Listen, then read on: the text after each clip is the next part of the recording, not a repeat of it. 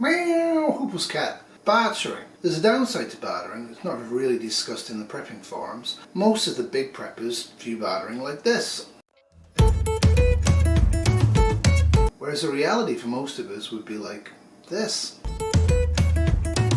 I'm not saying bartering has no place in life and in prepping, because it clearly does. If I have an abundance of something I don't need or can't store or can't use otherwise, and you have an abundance of something I need and you can't store it, etc., we can discuss it and get together. Most bartering would be done by people who know each other in a local area, in SHTF. But a lot of preppers online who really should know better are actually using prepping as a way of storing up wealth that they have now to be used in the apocalypse. And some of them are even giving people the false impression that if you're poor now and you buy a whole bunch of, say, condoms, you can actually trade them and be very wealthy in the SHTF situation, in the apocalypse. That's absolute rubbish. A lot of preppers focus on bartering. It's a topic people talk about. I've talked about it in the past about why I think it's got very limited use and it's kind of dangerous, but the part of bartering I didn't really focus on is actually to do with what you're actually getting in exchange. Say you don't get shot, followed home, ripped off, etc. What are you actually getting when you barter? Well, in July of 2021, a lot of people out there are pretending that the apocalypse, the end times are here, and they're really not. We're in odd and dangerous climate times and social times, but we're not at all, in any way at all, for most of us watching this, suffering at all. Now, whilst it's true any fool can open a YouTube channel, it doesn't take too much, just internet connectivity and a false sense of your own importance and a desire to look at yourself yabbering on to strangers in the dark. What is equally true is a lot of preppers assume because they're carrying a gun that they can partake in bartering safely. You can do many things when you barter. One of the things that's happening in July of 2021 is that part of the United States is suffering from defective gasoline. Somehow or other, a lot of water was added to the gasoline. So let's have a little think about this. You have got extra zucchini, say you've got 50 extra zucchini, and somebody says to you, I got some gasoline, and you take the gasoline and then you put it into your mechanical device, so your chainsaw or your lumber processor, and it destroys it because somebody's added water to it or added diesel to it or whatever they've done with it to try and make it bigger so they can trade more of it and therefore make more profit. Whilst it's true that I would love to believe that everybody out there is motivated by love for the fellow human being, it isn't actually the case. A lot of people are going to use greed and profit in SHTF far more than they're doing in July of 2021. It's quite simple to actually process chicken in the modern era. It's quite simple to test it. It's quite simple to do a whole bunch of things. But occasionally things go wrong. Tyson Foods is extending a nationwide recall on some chicken products over possible bacterial contamination. The company recalling more than 450,000 pounds of chicken over concern some ready-to-eat products could be contaminated with listeria. The products were produced at a Missouri plant. Institutions like nursing homes, hospitals, and schools are affected, as well as stores like Walmart. If you can, don't shop at Walmart for various reasons, this being one of them. The total recall is estimated to include roughly 9 million pounds of products. Not products, they're actually dead chickens. Chickens that have been sacrificed to feed people's desire to eat chicken. And the least we can do is treat the chickens with respect and do it in hygienic ways so we don't actually contaminate vast numbers of product with listeria. As an aside, when did they stop using days without injury at the workplace? 10,000 hours sounds impressive, but if you have, say, 10,000 workers in your whole company, that's not really that impressive, is it? What about gasoline? We're going to need gasoline. I store gasoline. I store high-octane gasoline, and I keep it for months before I use it. I very rarely fill the tank up from the petrol station because I have a Prius Prime. Again, mitigation means that when I drink water from my taps, I almost always have had the water in the Berkey for a few hours to a few days before I actually drink it. Therefore, if the municipal tap water or the gasoline is contaminated, there's a higher degree of chance that I will hear about it and be able to act before consuming the defective product. If you fill up with contaminated gas, you'll know it almost immediately. I had not gotten maybe 1,000 feet and it just completely stopped. And I tried to turn it on again it wouldn't turn on. I don't know about you, but in SHTF, if I have one chainsaw or two chainsaws and I get bad gasoline and it doesn't work, or bad diesel or whatever the product is, and that critical instrument now becomes a piece of useless metal, it's not going to make me feel very good. And when Halima Wright had her 2015 BMW towed to a mechanic, this is what he drained from her gas tank. Gas mixed with water, a dirty mix that damaged her car and cost her $1,329 in change to repair. To be hit with a $1,400 bill just in the blink of an eye at no fault of myself is a huge inconvenience. In SHTF, you probably won't be able to use money or silver coins to get the thing repaired. You may have great skills and you may be able to repair your own combustion engines. I doubt you will have the ability to do that. There won't be products available for you to buy, there won't be services to buy. This is something we really need to be thinking about. The security and safety of what we eat, drink, wear, use, live. Security also, definitely, in my opinion, means security of safety of products, whether we buy them or trade for them. Halima went back to the Valero in the 4300 block of Old Spanish Trail right away to hopefully prevent other drivers from filling up with the same problematic premium fuel. But she says employees didn't make that easy. On Nextdoor, other drivers shared the same stories, pictures of the bad gas and sky-high repair bills. After giving drivers the runaround for weeks, employees finally gave them a phone number to the owner, Mohammed Al-Bataneh, or Mo for short. Paraphrase Monty Python, he sounds like a foreign-sounding gentleman. However, what I would say is that in this particular case, we have no idea, nor do the reporters, and nor do the customers, where Mo got his gasoline from. The gasoline could have been contaminated, adulterated is the word people are probably struggling for at this point, before he got it. There's no reason why he has not also been ripped off. And what do? Mo told them by phone to send their repair bills. Then they say he ghosted them. I have called multiple times to no avail. Can you give me the name of the owner? And he wouldn't talk to us when we stopped by the station and his home in Champions Forest.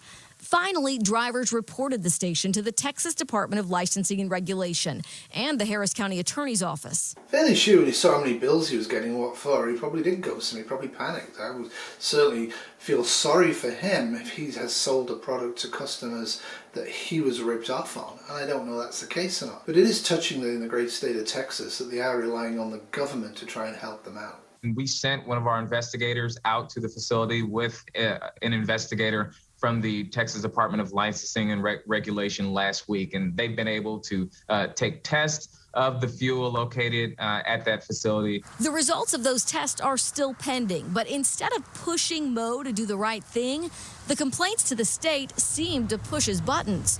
One of the drivers recorded this call when she got Mo to answer his phone this week. I have no idea. You need to call the state. No. You guys call the state. They came investigate my station and they give me a help. Now you talk to them. Let them solve your problem. Oh, but you told me. I just. Yeah, I did tell you. I didn't know you called the state to investigate my station. Yeah. Although a lot of people out there are giving you the impression that carrying a pistol or a rifle in SHTF makes you immortal, it won't. In SHTF, the only way somebody like Mo is going to pay up is if he's faced with an overwhelming force that forces him to do so, and then he might even still take vengeance later on. You have to be very clear here. You're not really going to be able to complain. If you do go back and complain, be aware of the fact that Mo may not ghost you or tell you to go to somewhere else. He might just shoot you. End of argument. He doesn't want you spreading bad stuff about him and his business. Remember that when things break, when things don't work right now, people get very emotional, very angry. That will happen in SHTF. I don't know what I would do if I traded something I really needed for something I needed more and it didn't work. I think I'd be very, very angry. And we have a recipe for violence. And this is something that bartering will cause. So you don't barter with people unless you have no choice, in which case maybe you've had a prepping failure. Or you barter with people who you like and love and know. And you know that they won't willingly rip you off. And if they do accidentally rip you off, you know they'll do what they can to try and make it right. Because you would do the same for them. And you are actually giving them stuff as well. It's a dangerous thing to think that we can use bartering to replace society and economics and the police and the state. So here's what the state can do. They can fine the station owner anywhere from $500 to $3,000. And they can revoke the station's license after so many of these complaints and proving that the gas was contaminated. We're going to let you know what happens in this case. But if you ever fill your tank with contaminated fuel, you need to call TDLR immediately. And in Harris County, you can also report it to the county attorney's office. We've got all that contact information for you on click2houston.com. It's touching the faith in government. I mean, the fines are pathetic. Losing his license after multiply prove he's done it on more than one occasion. Again, it's stacked against the individual and it's stacked for the corporation. And that may or may not fit with your socialism or your capitalist view of society. The truth is, in SHTF, there will be no socialists, or there'll be no capitalists, there'll be no Democrats, there'll be no liberals, there'll be no Republicans. There will just be people.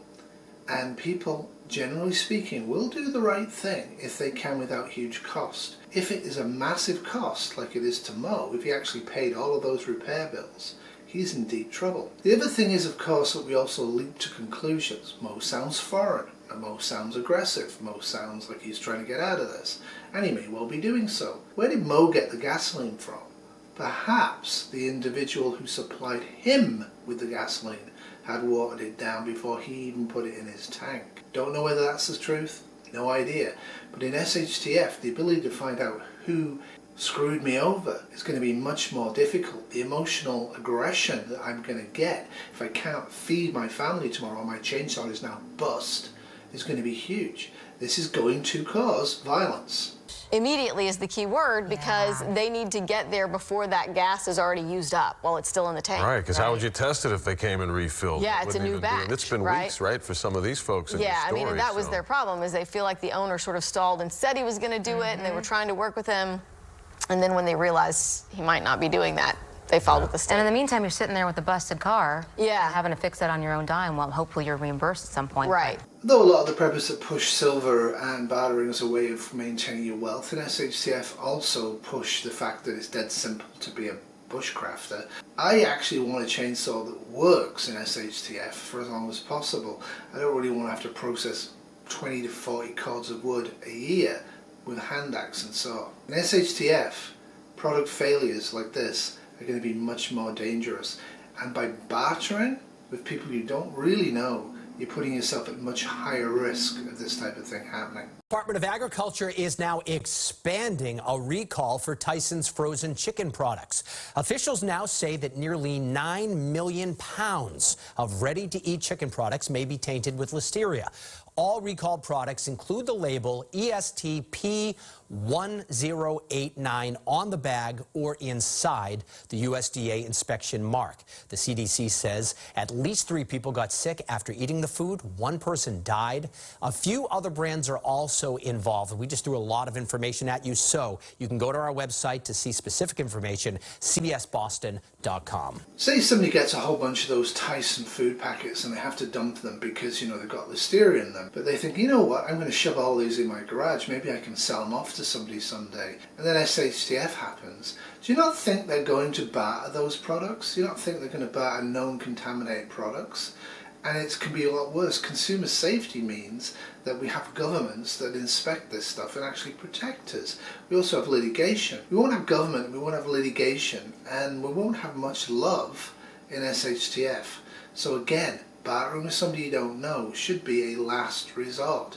It's going to be incredibly risky for multiple reasons that many people have gone into, but also for the reason you don't actually know how safe the product is when you get it. In SHTF, people like Mo will be multiple, and they will do whatever it can take to try and make their product more so they can get more stuff from you guys.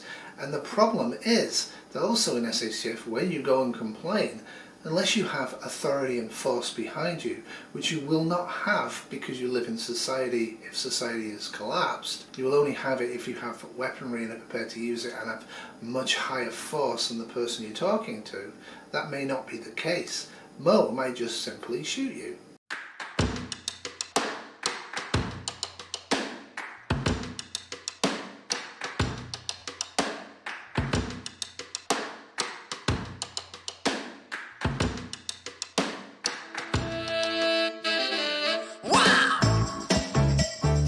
I use current stuff in this. What I found also is Contaminated right now. One of the reasons I don't use protein powders is I can actually dehydrate vegetables and make my own. I think that's a much better way of getting protein powders. It's certainly a lot cheaper. Anything that can be sold in bulk, anything that can be packaged, anything that's going to incur profit for the seller, whether the profit is gold bullion, American bills, or tins of baked beans, or of course that major trading item that everybody's going to be using, sex in SHTF, is prone to risk. And it's not something preppers as a community should be encouraging people to do. You should not be going to the dollar store, buying a whole bunch of plastic garbage and saying, I'm ready to barter in SHTF. Are you? Really? Are you really sure that it's a safe thing to do? Apart from the security risks of being followed home and being taken out and all the rest of the problems you have if you have something in value that other people desperately need and you're trying to exchange that for other stuff. All of those problems exist in SHTF and have been covered multiple times. But what's never been focused is the fact that adulteration of products will occur. And it occurs today. With all the litigation and all the society we have, it's happening today. People add stuff to flour. People add stuff to fentanyl. Fentanyl is a good example about what will be added to flour in SHTF.